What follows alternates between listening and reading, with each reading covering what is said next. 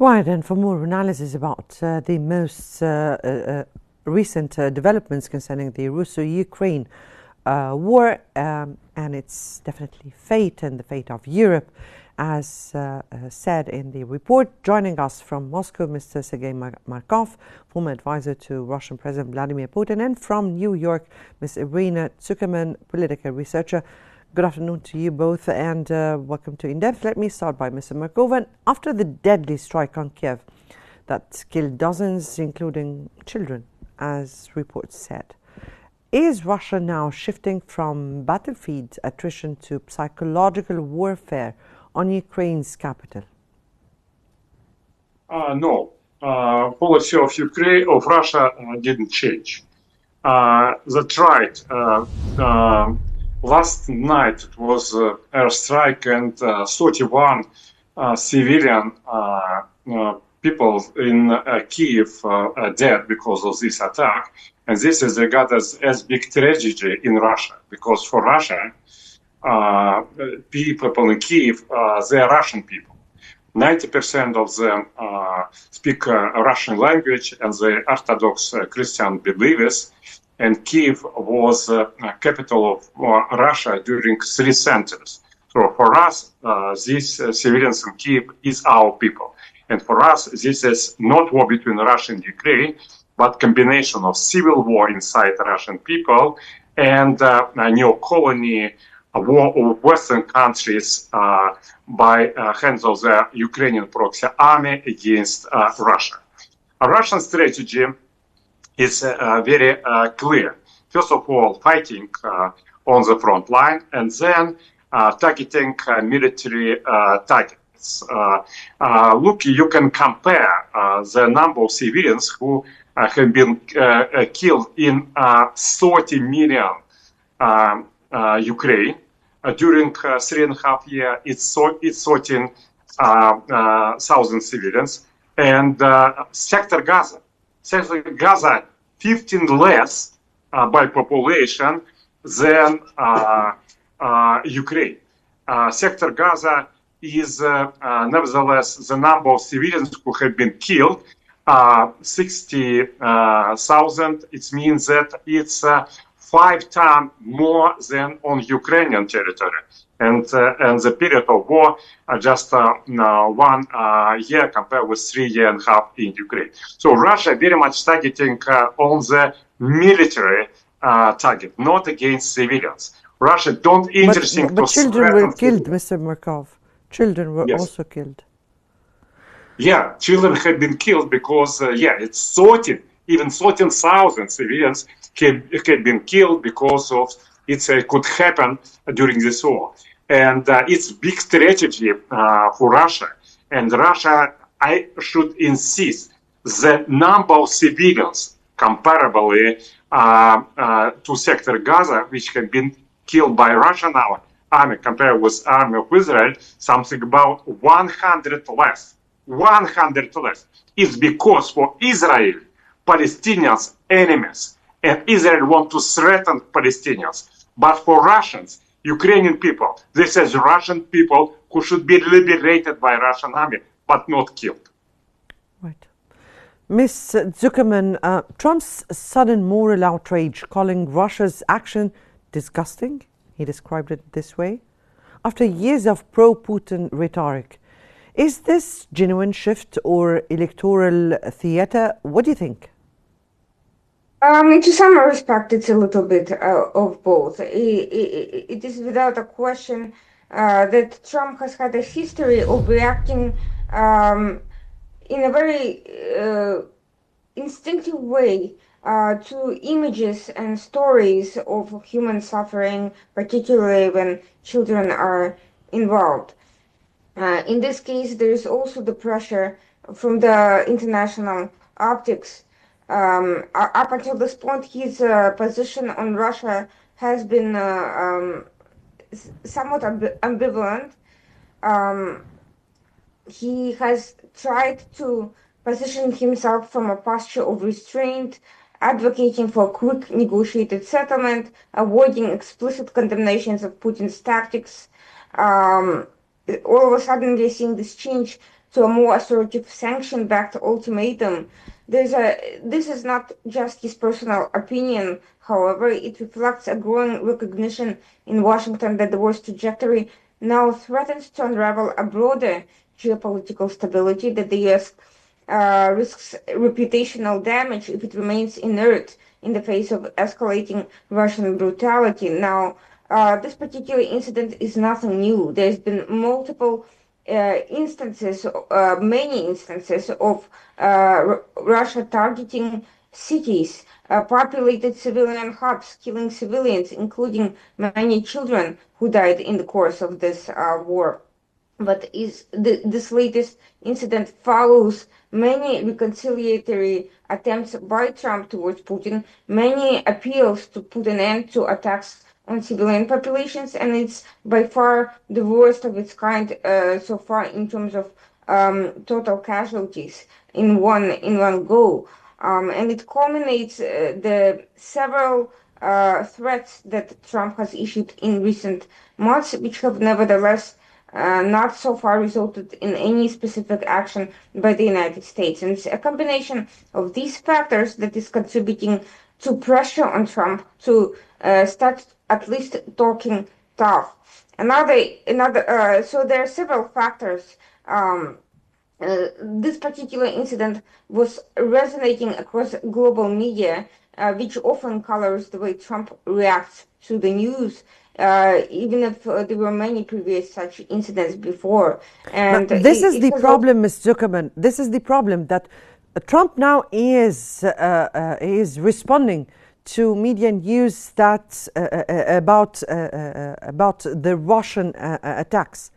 But that is a kind of change or shift in the responses before Trump's responses before to the developments at large. And this is a shift. We'll come back to you again, Ms. Tsukerman. Let me go here to Mr. Markov. And Mr. Markov, with Trump's August 8 ultimatum and Witkoff's potential visit, is the Kremlin expecting diplomacy or preparing for deeper isolation? Moscow prepare for the deep isolation. And we understand that Donald Trump has chance to move situation to the war. By the way, with continuation of the previous discussion, again, comparable sector Gaza and Kyiv. You may know that during this war, hundreds of the Western politicians, including dozens of leaders of Western countries, visited Kyiv, but nobody visited sector Gaza. Why? Because they know that in sector Gaza they will be killed because it's cruel bombing of Israel. And they know that Kyiv, center of Kyiv, absolutely is in security, and they can visit very without any threat. They can visit the Kyiv as capital of Ukraine. It's just now about Witkoff. As we understand, mostly probably that Donald Trump will not have a big attack of sanctions, also because it's senseless to have sanctions.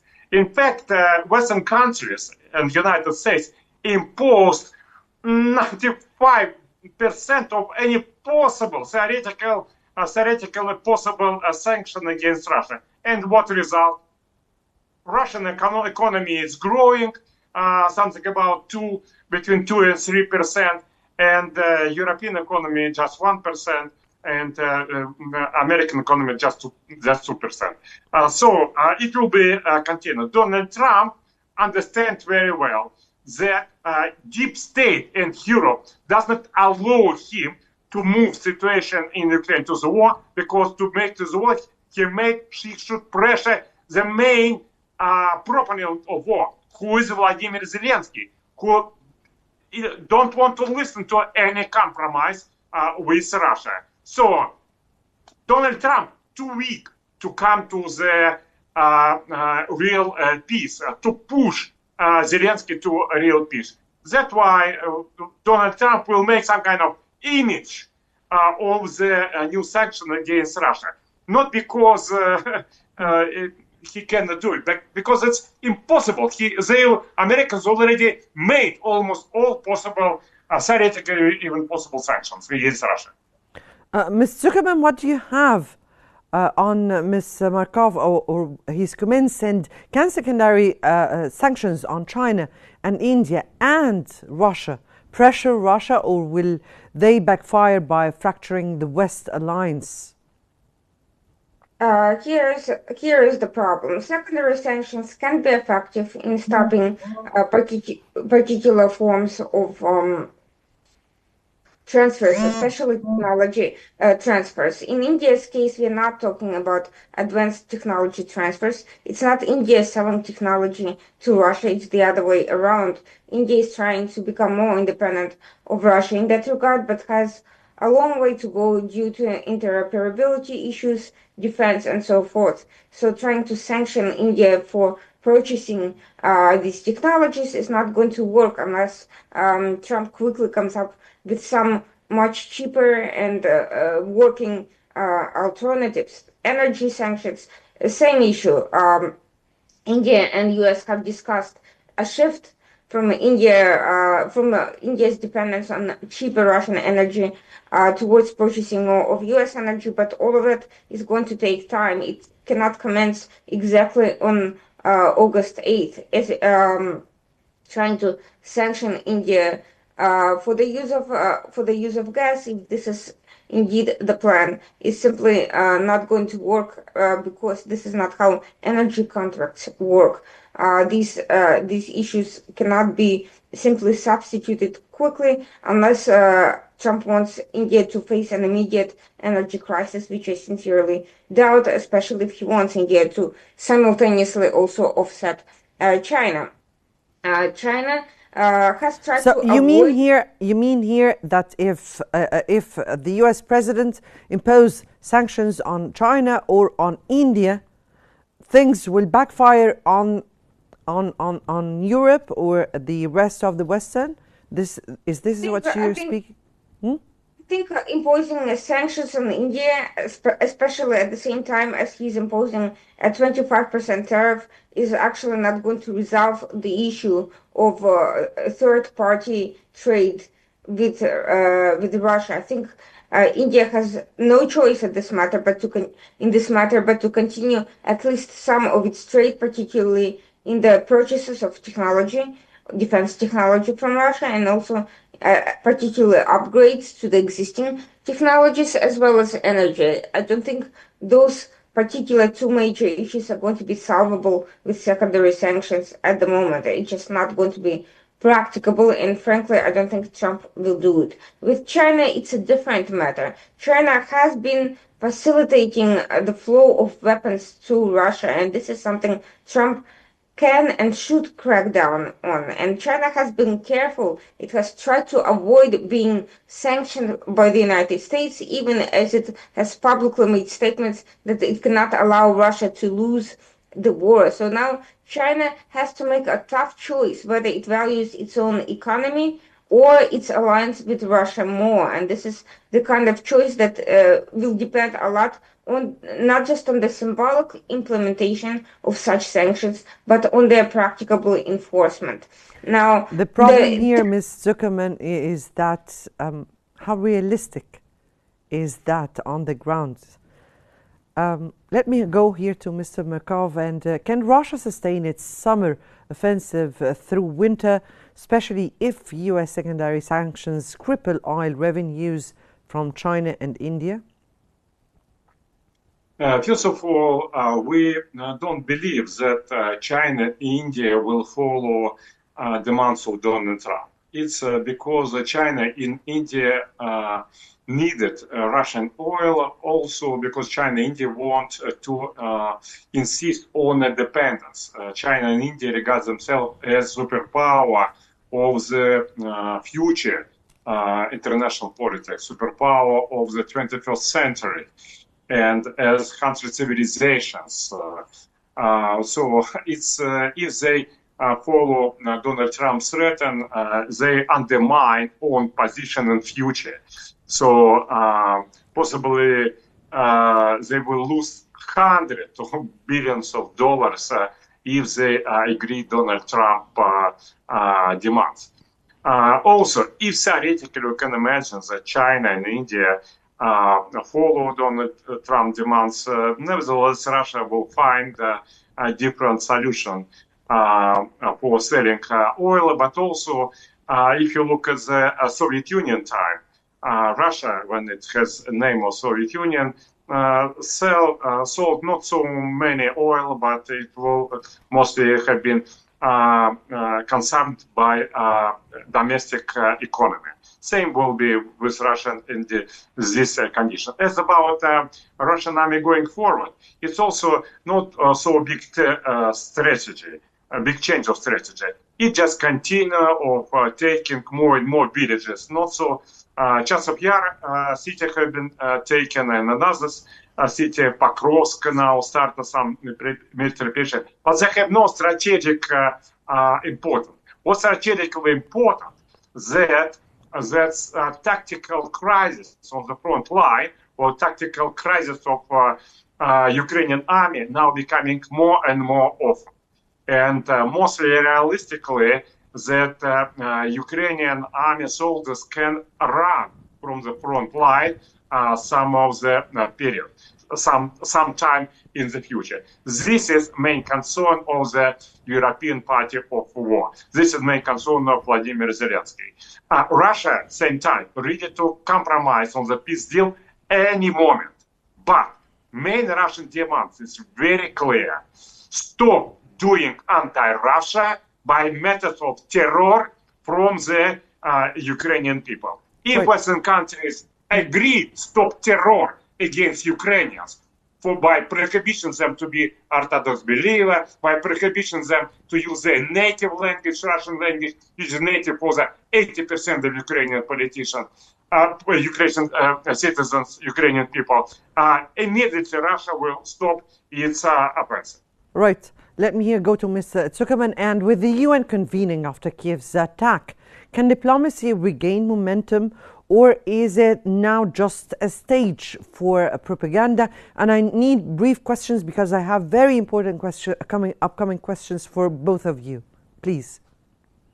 Quite frankly, without enforcement against Russia's continued flow of weapons and attacks on civilians in Ukraine, I don't see how diplomacy can prevail under such circumstances. Putin has made it very clear that he intends to continue for as long as he can. And recent mainstream media, official state media from Russia, actually called for genocide against Ukrainians. Whatever Dr. Markov just said, I really think that is the key to understanding that this conflict is not just a war, it's not just a territorial dispute, it's an attempt at genocide, as coming directly from Russian state media. Right, Mr. Markov, is Medvedev's nuclear rhetoric a strategic bluff or a genuine signal that Russia sees conventional victory slipping away? When Dmitry Medvedev talking about threat of nuclear war, it's not something new. You may know that billions of people in the world very much concerned that this proxy war between Western countries and Russia can move to the nuclear war. And you may know the main demands of the voters during the American presidential elections, they made demands to stop this moving to the nuclear war with Russia. And it was main promises of Donald Trump to own voters, American voters. It was to stop nuclear war. And what Dmitry Medvedev stressed, it's not that Russia changes policy, but it's that Donald Trump changing his policy. Donald Trump moved from the promises to stop nuclear war to be quasi Joe Biden. That's why Dmitry Medvedev told that Donald Trump appeared to be a new version of the Sony sleeping Joe. It's how Donald Trump told Joe Biden. So, Mr. Markov, briefly, the idea the idea itself exists, right? Sorry? Right. Ms. Tsukerman, is Trump's August 8 deadline a credible tool for peace or a performative ultimatum with no enforcement mechanism? It keeps moving the deadlines for instead of simply imposing the sanctions for the committed acts of terrorism against civilians speaks for itself. Keeps giving Putin ways out. In fact, if Putin made even a tiny symbolic statement or some sort of overt gesture indicating a willingness to negotiate, Trump would forget about any sort of deadlines at all and would continue back to his previous course of trying to work things out with Russia for as long as possible. But the Kremlin has adopted an unequivocal stand on this position. The recent statement advocating for killing everyone in Ukraine is just an example of that. They leave Trump with no choice but at least making these performative gestures because of the growing outrage in Congress. Even hardcore MAGA Republicans are expressing condemnations and pressure on the White House over the recent murders of children and other civilians. And Trump is under immense pressure to show that he is tough and that he's not simply kowtowing to Russia. His position has been questioned by many. Why has he chosen Russia as an exception from his pressure when so many allies have already been targeted with tariffs, threats, and tough statements? That's another question we're speaking about here, because we're speaking about the tools that Trump has on the ground, the true tools. I'll get back to you again, Mr. Markov, because we're running out of time and I need to answers. How does Moscow interpret Zelensky's call for regime change in Russia? Is it a desperation or a dangerous escalation? Briefly, please. It's just how Zelensky explained why he is against the peace and why he supports the war. Zelensky told, look, when Putin in power, it's impossible to have the peace. But it's absolutely a lie. The problem is Vladimir Putin ready to stop Russian army immediately after a real master of the Ukraine, which is Western country, will agree to stop political repression against Russian language, to stop political repression against Orthodox Church, and to guarantee real neutrality of Ukraine and dishandling of the terror machine which have been created by Western countries on Ukraine territory. Also, you should understand, finally, it's the Zelensky style. He's doing the crime, and then he accused about this crime, and his propagandistic machine accused Russia of doing this crime. They have genocide against Russia, and they accuse Russia about genocide. They try to kill Russian civilians there is a kind as much as possible and accuse Russia there of doing is a this. kind of propagandistic strategy. Yeah, right, but there is a kind of mutual exchange of charges here, Mr. Markov. Finally, if I may have just half a minute. Mr. Tsukerman, are we witnessing the end game of Ukraine's resistance or the dangerous prelude of a wider escalation and potential nuclear weapon using it? So far, the nuclear weapons have not been used by Russia, and I doubt that they ever will be, because Putin is not suicidal, and he understands that the repercussions of that are unpredictable and may end in his own demise. Regarding Ukraine, they will continue to resist, even if the situation is a dire humanitarian crisis, because they have no choice. Right. The alternative is being wiped out. Very clear, Ms. Tsukerman. Unfortunately, my time is out and I have to end it here. That was Mr. Sergey Markov, former advisor to Russia President Vladimir Putin, and Ms. Irina Tsukerman, political researcher. We thank you both for your very special insights.